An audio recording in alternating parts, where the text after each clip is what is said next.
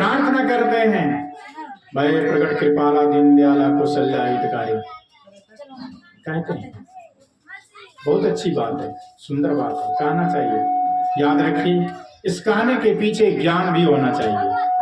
हम किसके सामने कह रहे हैं, कहाँ कह रहे हैं, वो सुनने वाले हमारी बात है कि नहीं है, वो मेरी बात को सुनते हैं कि नहीं सुनते हैं। याद रखिए, आप वहां से वहां जो बोल रहे हैं वो आपका भाव प्रकट हो रहा है, वो भाव को लेने वाला वहां कोई नहीं है। आवाज को कम कर, वहां आपके भाव को लेने वाला कोई नहीं है। सदगुरु कबीर कहते हैं, जिन व्यक्ति के अंतरात्मा से यह आवाज उठती है, मैं बहुत बड़े सनातन धर्म के भक्त हूं, वह सनातन धर्म क्या है, सनातन धर्म है क्या, इनका भी लोगों को ज्ञान नहीं कि सनातन धर्म है क्या। कितने लोग कहते हैं कि जो सदा से चला आया है वही सनातन धर्म है। अच्छी बात है, थोड़े ज्ञान है कि जो सदा से चला आया है वही सनातन धर्म है। याद रखिए, सनातन उसे कहा जाता है जो कभी जन्म ही नहीं लिया और जिसकी कभी मृत्यु नहीं होगी। वो सदा एक रस रहने वाला है, उसका नाम सनातन है। यही सनातन को मानने वाले सदगुरु कबीर हैं। सदगुरु कबीर इसी का ज्ञान कराते हैं कि जो सनातन है वो भूल गए हैं। बीजक में आया है, जो है सनातन सोई भूला। जो सनातन है शब्द के अंतिम में पढ़ लीजिए, अंतिम शब्द।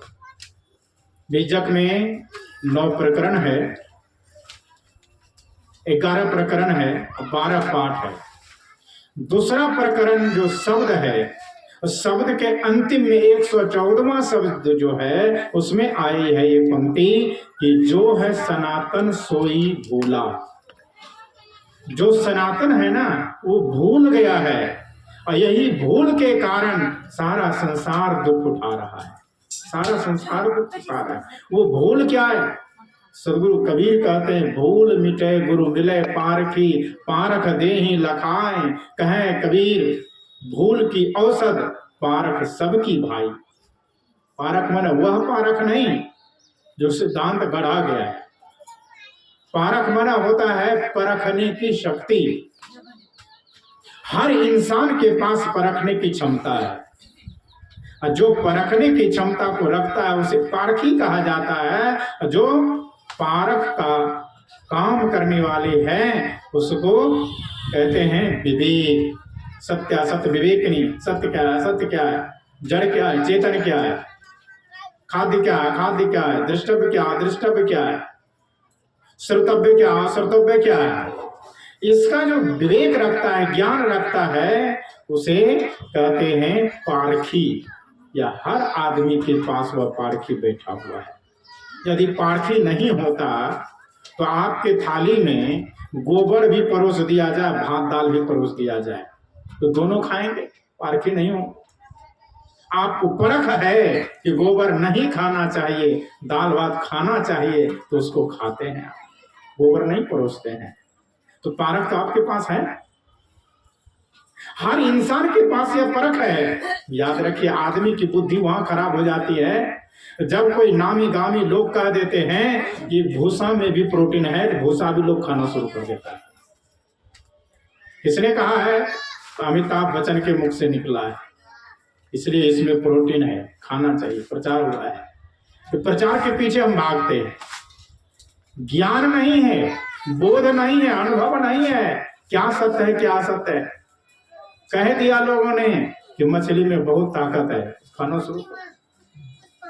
कह दिया लोगों ने कि मुर्गा के मांस में काफी ताकत है, खाना शुरू कर। लोग कह दिया, बस एक आदमी कह दिया कि आसमान गिर रहा है, सब लोमड़ी भी भागे, गिदर भी भागे और शेर भी भागे, सब भागे। ऐसा ही आसमान में गिर रहा है। हुआ क्या था? गाछ से फल गिरा, गाछ से फल गिरा तो आसमान ही गिर रहा है। तो संसार में यही हो रहा है।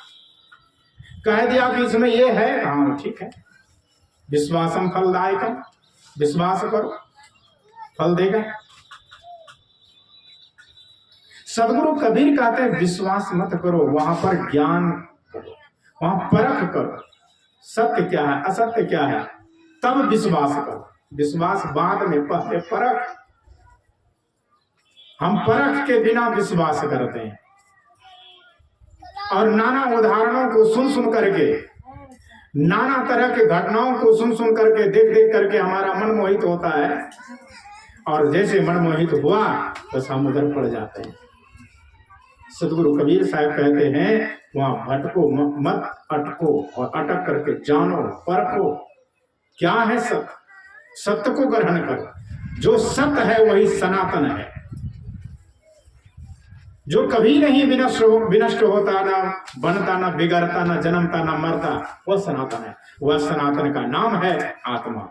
यह आत्मा सनातन है। ये आत्मा की पहचान कोई नहीं करना चाहता है।